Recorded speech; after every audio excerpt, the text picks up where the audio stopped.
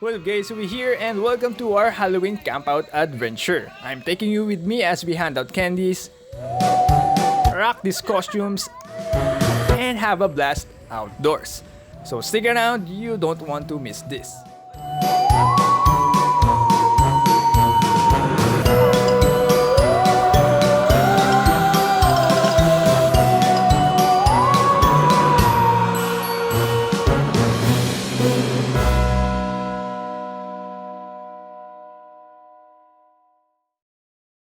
Alright, so the usual crew kami nila Kai, Meng, Patty, Jim at AJ already headed out to Camp Hiatus. Unfortunately, sila Kim at Peds ay hindi makakasama dahil nagkasakit si Kim. Samantalang iba naman ay busy. Once we were at the Twisties of Marilake, yung pinapangarap naming mapicturean kami dito ay natupad na. Salamat kila Flare Support at Ren Photography.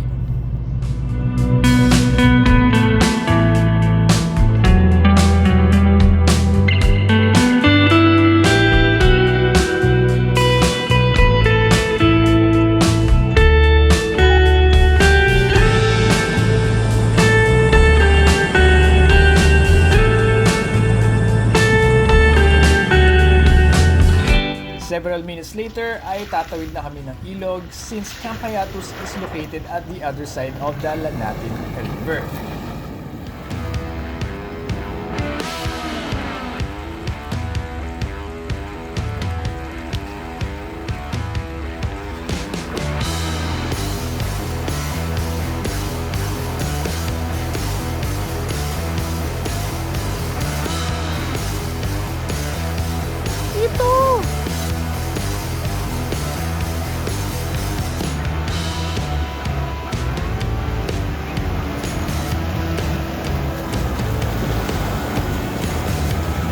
Dahil sa mga nagdaan na bagyo, nagbago na naman ang buwis ng ilog. Kakayanin kaya ng mga 4x2 tumawid? Let's find out pagtawid ni Nabi.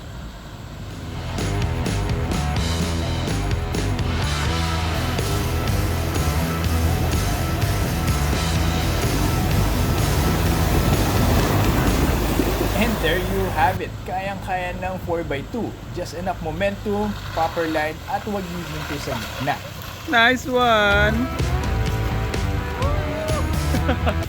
Kamusta ang river crossing? Medyo kinakabahan ako, dumudulas yung likod ko eh. Boss Jim! Alright, sige. Nice one, both Jim.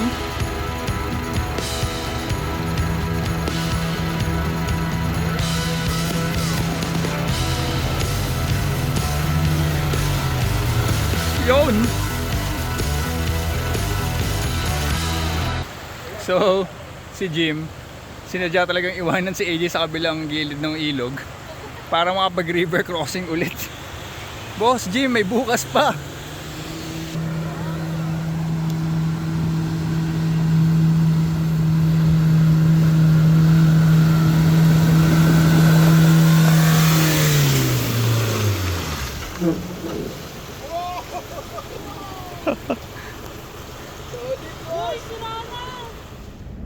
And finally, we have reached our home for the weekend.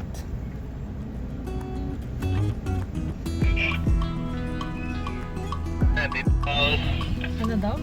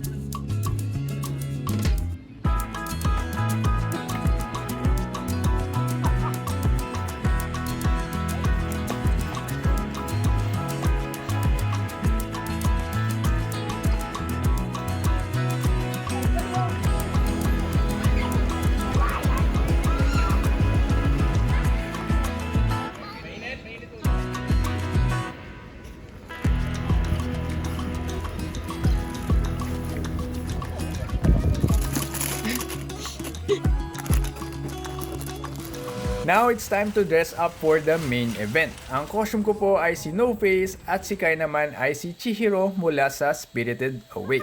Nakakatuwa makita yung mga costume ng aming mga kasama at syempre yung sa mga bata.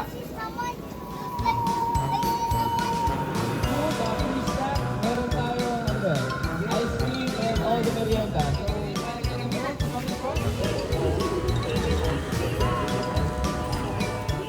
Nagsimula ang programa sa isang costume parade kung saan umikot kami sa buong campsite.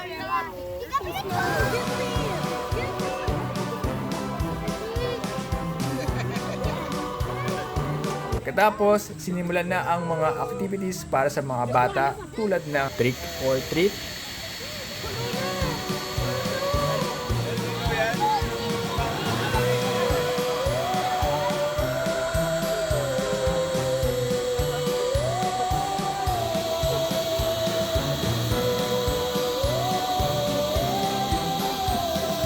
stop dance, Dapat ang pinakamagaling sumaya.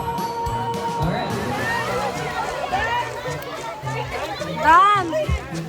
pumpkin painting,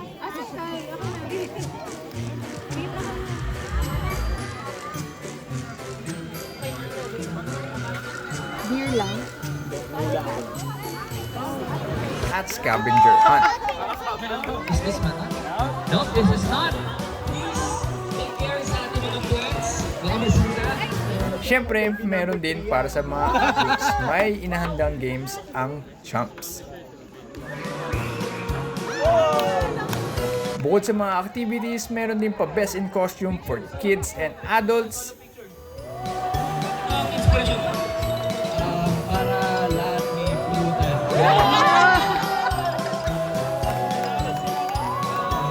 As well as best in tent decor. And lastly, pa-raffle prizes. So congrats po sa mga nanalo.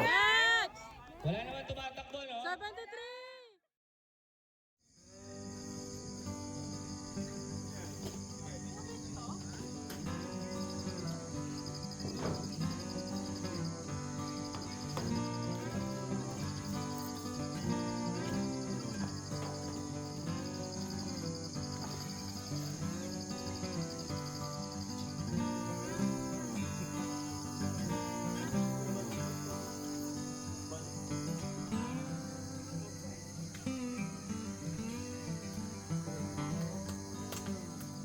Ilang eggs kasha sa akas? Burnham? Doon sa swan matutulog. Pagkatapos ng hapunan, mayroon palang dumalaw sa aming camp. Di ba, no? Ako. Abang. Hina mo naman. Uy! Paano? Ang tapang mo naman. Bakit? Bakit yan?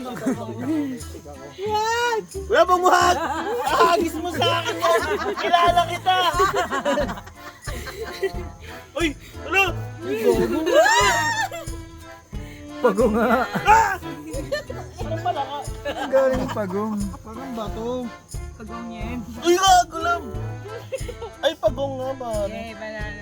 Pagong nga, pagong. Hala! Lumabas na nga yung ulo ko. Oh, pagong siya. Ito ay isang Chinese softshell turtle, isang alien species na hindi natural na matatagpuan dito sa Pilipinas. Sabi mo ba to? Soft-shelled na ano, di ba invasive to? Ano yung juice? Defensive, offensive.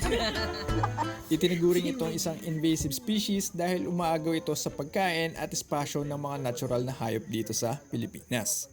Pagkatapos ng hapunan, nag-gather kami sa bonfire at nag-marshmallows. Ito, sisa. Baka makasumbat yan, ha?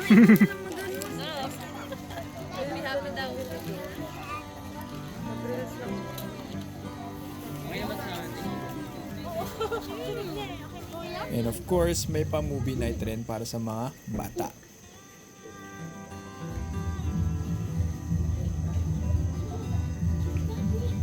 Then back at the camp, we just had a few drinks before we call it a day.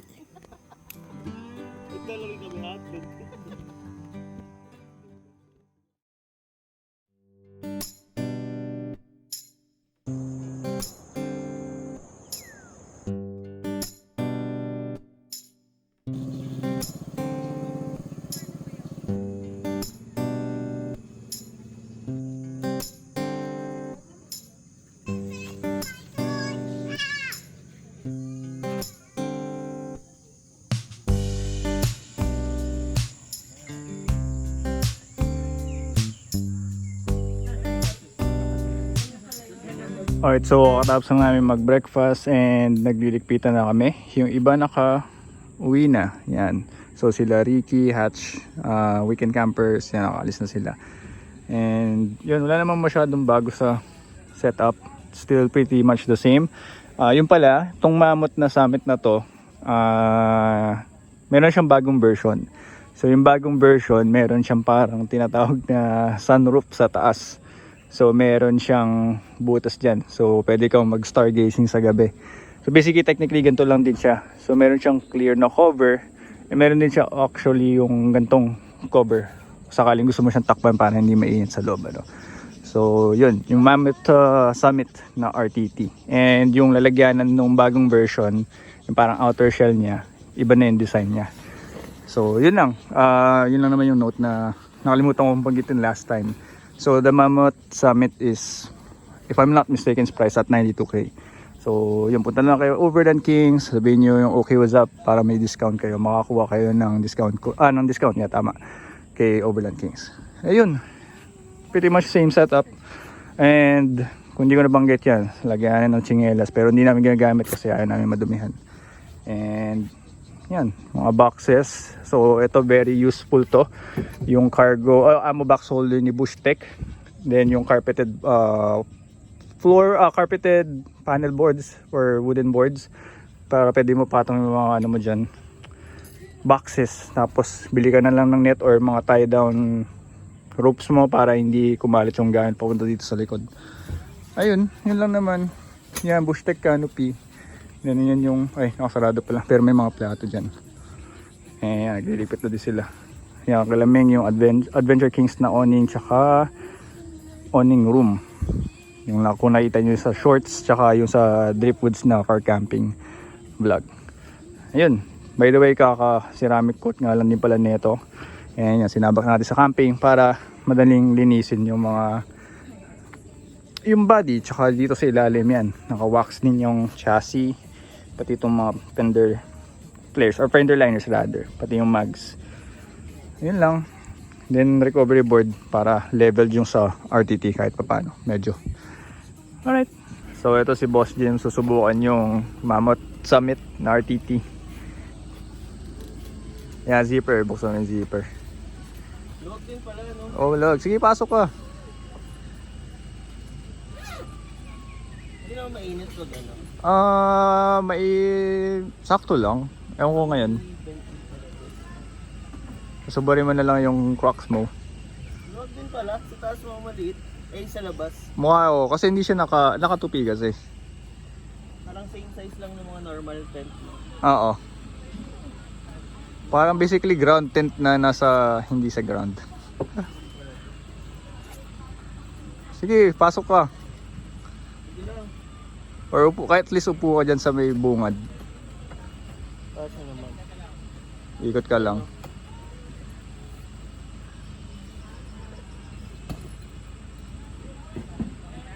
May cover pa to, di ba? May cover yung... Yung hard shell niya sa labas. Oo. Ano masasabi mo, Boss Jim? Ayos. Sobrang kasi kami naka-awning eh. Oo. So minsan sobrang tagal mag-setup, almost 1 hour mahigit. Aha. Like minsan pa nakikita ko sila Josh niya.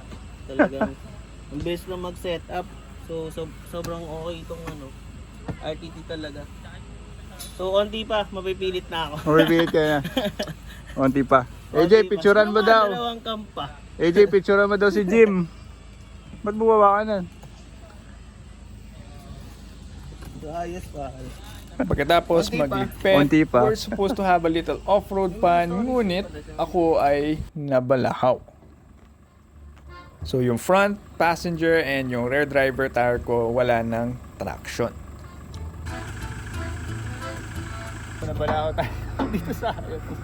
And good excuse to make use of my recovery gears. So dapat lagi kayo may dala nito. So of course, recovery point sa sakyan nyo, soft shackle, snatch strap, tapos isa pang soft shackle or bow shackle. And hintayin natin yung tagatulak natin dito. So naka 4 low na to, wala, hindi talaga kaya. So hatak. So we're gonna perform a basic recovery using snatch strap, and shackles, specifically soft shackles. So first of all, line up the rigs. So yung tagahatak, which is si Jim, and of course hook up yung mga shackles and yung snatch strap. So we're just gonna do a basic tow recovery, so walang masyadong energy, so hindi kailangan bumuelo, and let's see if kakayanin.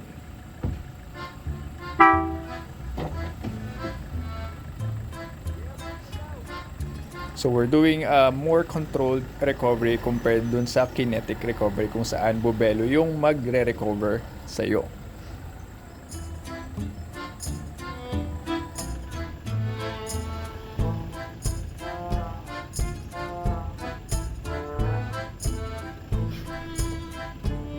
And we're out. So that's a basic tow recovery, not much energy, very controlled. And thanks kila Kings44 for recovering me. Alright, so nagamit sa wakas yung aking ARB bar, saka yung recovery gears ko. Sa wakas.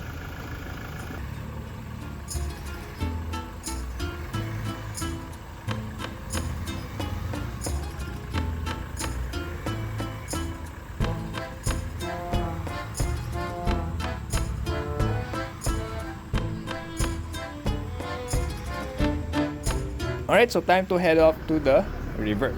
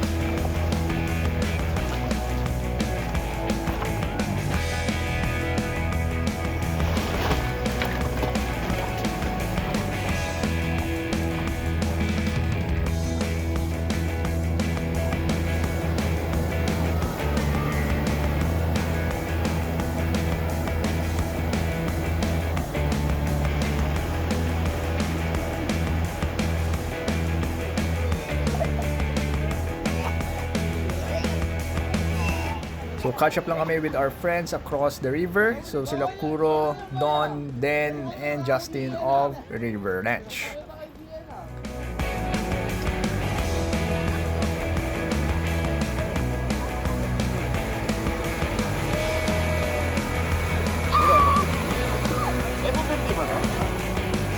Okay.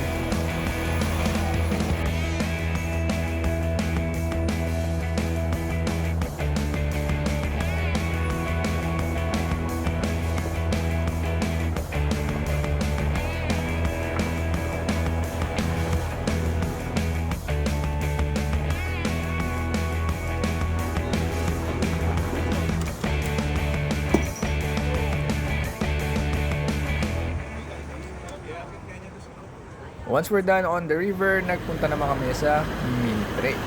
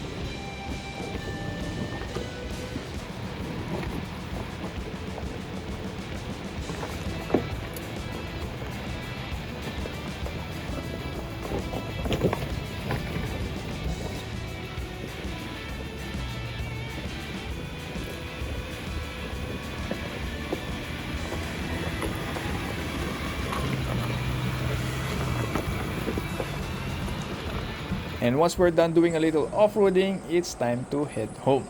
Thank you for joining us, and we hope you enjoyed our Halloween camp out. So guys, don't forget to like and share this video and subscribe if you haven't, so that you'll be updated for future uploads.